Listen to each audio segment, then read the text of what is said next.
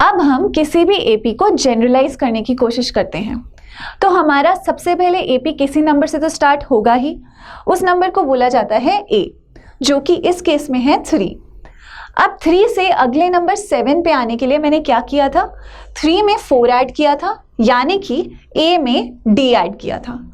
अब अगर 7 से 11 पे आना है तो फिर से मैंने 4 ऐड किया, लेकिन मैं इसको इस तरह से भी सोच सकती हूँ कि मैंने a प्लस डी में एक और d ऐड किया, यानी कि मेरे पास क्या आया, a plus D that is a plus 2d। अब इसके अगले नंबर में जाने के लिए क्या करना पड़ेगा, फिर से यहाँ पे d ऐड करना पड़ेगा, तो मेरे पास क्या आ जाएगा, a plus 2d plus d that is a plus 3d। इसी तरह अगला नंबर क्या होगा, a प्लस 4d, फिर a plus 5d and so on. तो अगर जनरल फॉर्म में किसी भी एपी को लिखना है तो मैं लिखूंगी a plus d, a plus 2d and so on.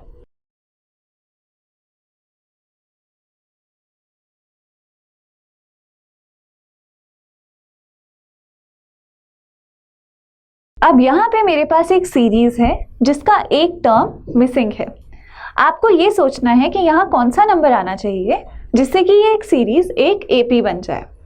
अभी हमने देखा था कि एपी की सभी टर्म्स सिर्फ ए और डी पे डिपेंड करती हैं, तो यहाँ पे हमें ए जो कि है फर्स्ट टर्म और डी जो कि है कॉमन डिफरेंस फाइंड आउट करना पड़ेगा और फिर मिसिंग टर्म निकालनी पड़ेगी। आप इस वीडियो को पॉज कीजिए और ये मिसिंग टर्म निकालिए ताकि ये पूरी सीरीज एक एपी बन जाए।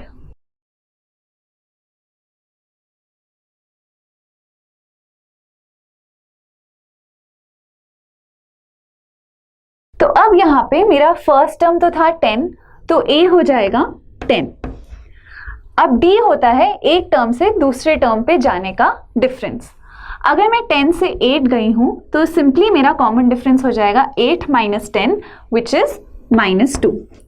आप ये चेक भी कर सकते हैं, 10 से 8 जाने के लिए -2, फिर 8 से अगेन मैंने -2 किया तो मेरे पास 6 आ गया। तो ऑब्वियसली जो यहाँ पे मिसिंग टर्म होगा वो होगा 6 minus 2 which is 4 and then 4 minus 2 will be 2। तो क्लियरली ये सीरीज एक एपी बन गई है और जो मिसिंग टर्म है वो है 4।